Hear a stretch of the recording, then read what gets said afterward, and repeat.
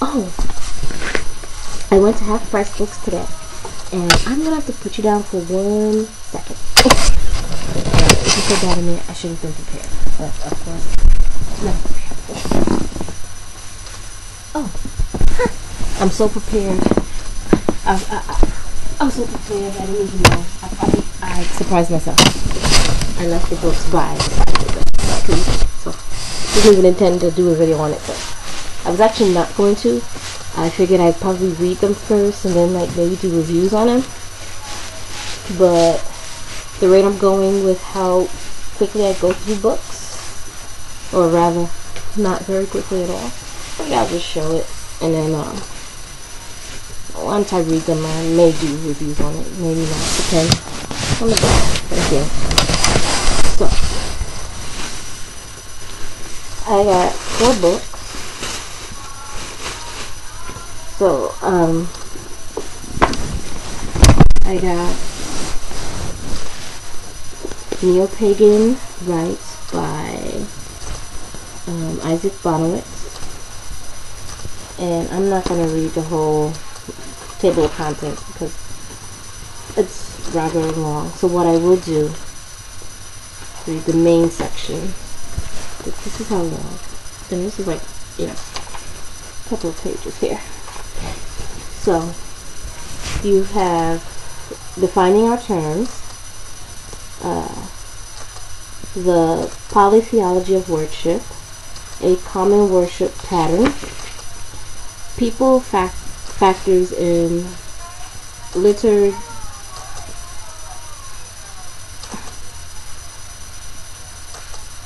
I'm sorry, that's my little girl. She's supposed to be sleeping. I guess she kind of woke herself up. People factors in liturgical design, people with special needs, what, where, when. People with special needs deals with, I'll leave this far, varieties of participatory handicaps, physical challenges, sensory challenges, mental challenges, emotional challenges, and dealing with spiritual emergencies. What, where, and when is the nature of the occasion, location, costumes and props, altars, fire, timing. How mundane, how musical, how magical. A modular approach to liturgical design, preparing for a ritual, and some tips for effective ritual performance. That's the Neo-Pagan Rites by Isaac Bonowitz. And I paid, let's see, $3.98. Then I got The Magic Power of White Witchcraft by Gavin Frost and Yvonne Frost. And they are the founders of the Church and School of Wicca. And I have not read anything by Gavin and Yvonne Frost. However, I do remember when I was taking Grove classes, we had a reading list. And I didn't stay through it long enough to go through all the books. But one of the books on the reading list was by, I think it was just Gavin Frost. And I remembered that. So when I came across this book, I was like, let me see. So this is, and again, it's a long table of contents, a couple of pages, so I'll just read the first section is spells, the fun part of witchcraft. You can develop your magic witchcraft power. You can use your magic witchcraft power. You can always win as witches do. You can heal yourself as witches do. You too can use the witch's magic healing power. Use witchcraft power to find companionship. Use your magic witchcraft power to... This part I don't like. To dominate others. I actually did not read that part.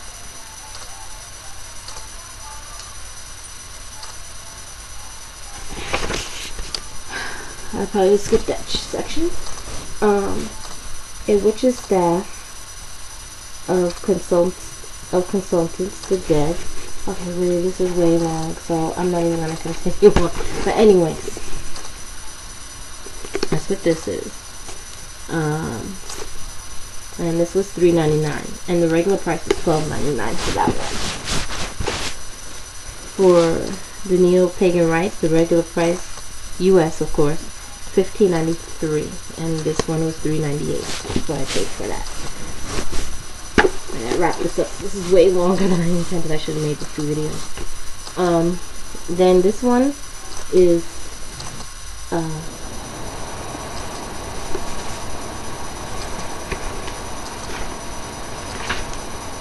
the evolution of a world religion.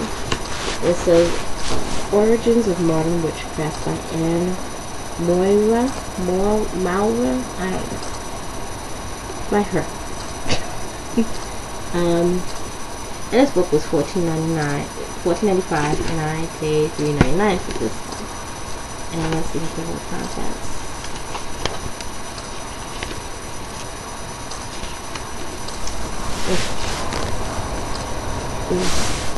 You have the cradle of civilization, rocked first in India.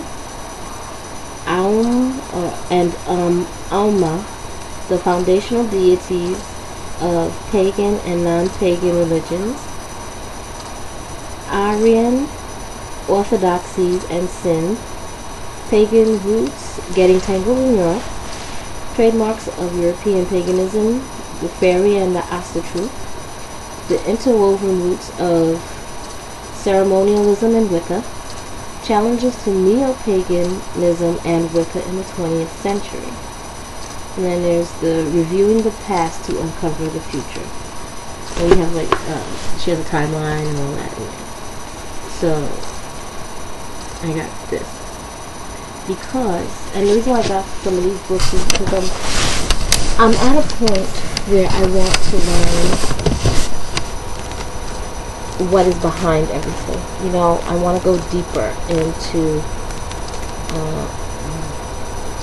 what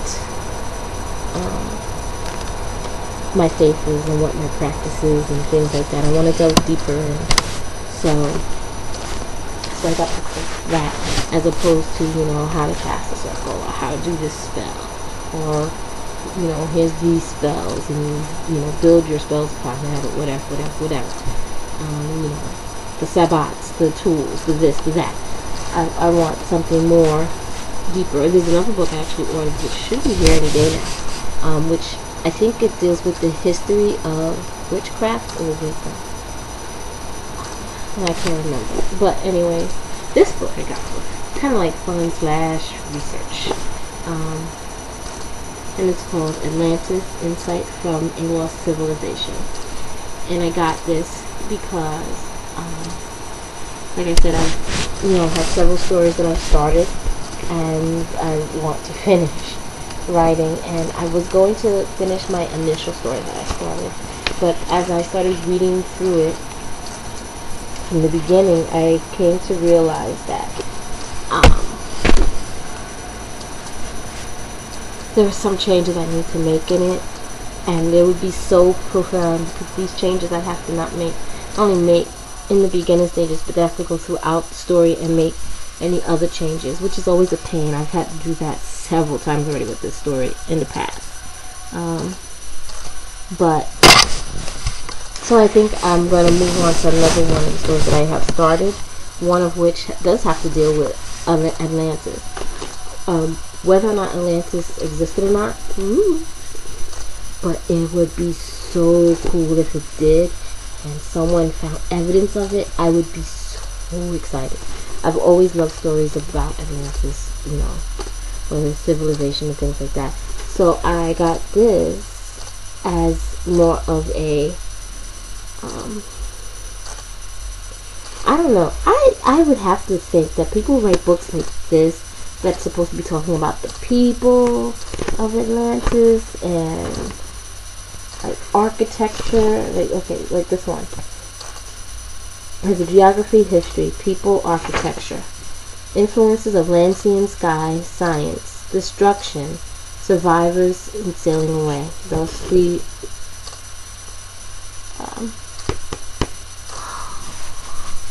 That is the. Okay. Table of contents. I have to think that all of that is speculation because there is no actual definitive proof, I don't think, of Atlantis ever existing. There's no even definitive location of where they think Atlantis is at. You have anything from the Black Sea to off the coast of Greece somewhere to way on the other side of the world. You know, there's all kinds of speculation of where Atlantis is. So if you can't even find it, I don't think one could actively talk about the people, you know, the architecture, things like that. It's all speculation, which is all based off of Plato's work. So I'm only going to assume, because I have not read Plato's work that talked about Atlantis. I've read parts of, I think it was the Republic, whichever one that has like the allegory of the cave in there. I've read that one. And I actually got it on my Kindle too. I read it in college, which I loved it. We read it for philosophy, my philosophy class. And so I'm only assuming that people who write books like this are basically branching out from Plato's work and what he had in there. Because I think he does describe the civilization and the people and things like that. But having not read Plato's work about Atlantis, I really can't say for sure. But my whole purpose, I really don't need fact for this because I made up the story. I just want an idea of how to picture Atlantis. So that's why I got this book, which I think would be fun to read. I don't think the author's a doctor. It says here, the author is Shirley Andrews, has had a lifelong interest in Atlantis. She has traveled from the jungles of Central America to the islands of the Azores, I don't know, to uncover the truth. Conducting intensive research at the British Museum Library, the University of Chicago, and the Association for Research and Enlightenment Library in Virginia. Mrs. Andrews also gives popular lectures on Atlantis. So I do want to read eventually Plato's work on Atlantis, and I really want to read Edgar Cayce's work on Atlantis too. I have a few of his books on my wish list actually. There's a few Edgar Cayce books. Not just that, but I think he has like something on color therapy or crystal work, or I can't remember exactly. I think those are in there too. And I would love to read some of his predictions as well. I'll get there eventually. But I've always been interested in Edgar Cayce ever since I saw a documentary on him. Oh my goodness, how long ago was it? Long before I moved out to Indiana. And I've lived in Indiana for about 5 years now. 5 or 6 years? Yeah, about 5 years. I've lived in Indiana. So, yeah, I've always been interested in Edgar Cayce as well. And, yeah. So, those were my purchases. And I think that's it. So, wrapping up this entire insanely long video. Good night and blessed be. And who knows? I think I might chop it. I think I'm gonna do that. Yeah. So, this video will actually be in 2 parts. We'll have the books and the crystals. Separately. Maybe. We'll see. Okay. Good night. Thank you for watching.